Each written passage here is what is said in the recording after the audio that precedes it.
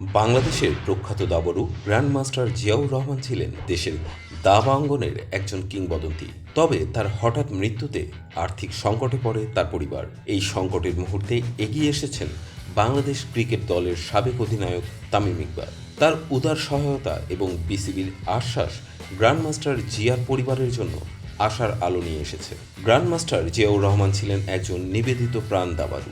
বাবার পথ অনুসরণ করে দাবায় ক্যারিয়ার গড়েছিলেন তিনি এবং গ্র্যান্ডমাস্টার খেতাব অর্জন করে দেশের শীর্ষস্থানীয় দাবাড়ু হিসেবে নিজেকে প্রতিষ্ঠা করেছিলেন। তবে 4 মাস আগে এক প্রতিযোগিতায় অংশ নেওয়ার সময় আকস্মিক মৃত্যুতে থেমে যায় তার জীবনযাত্রা, আর সেই সাথে পরিবারটি আর্থিক সংকটে পড়ে যায়। তার স্ত্রী লাবণ্য রহমান জানান, জিয়ার মৃত্যুর পর থেকে তিনি ও তার ছেলে তাহসিন নানা দিক থেকে সহায়তার আশ্বাস পেলেও বাস্তবে তেমন কিছু ঘটেনি। একটি টেলিভিশন প্রতিবেদন থেকে জানা যায়, তিনি ছেলে তাহসিনের 4 মাসের স্কুলের বেতন পরিশোধ করতে পারছেন না।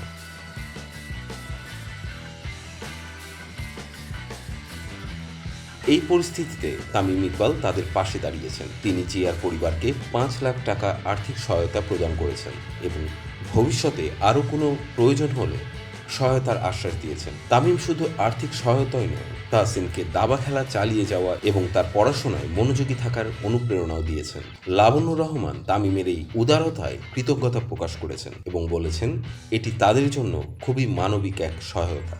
এছাড়াও বাংলাদেশ ক্রিকেট বোর্ড বিসিবি থেকে সহায়তার আশ্বাস এসেছে। বিসিবি সিইও নিজামুদ্দিন চৌধুরী সুজন তাদের আবেদন জমা দিতে বলেছেন, যাতে তাহসিনের দাবা ক্যারিয়ারে ভবিষ্যতে বিসিবির সহায়তা পাওয়া যায়।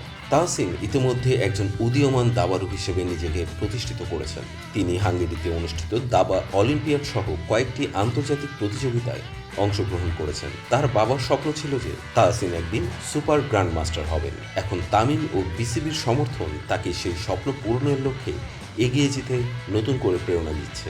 তামিমের এই সহায়তায় দেশের ক্রীড়াঙ্গনের সহমর্মিতার এক উজ্জ্বল উদাহরণ।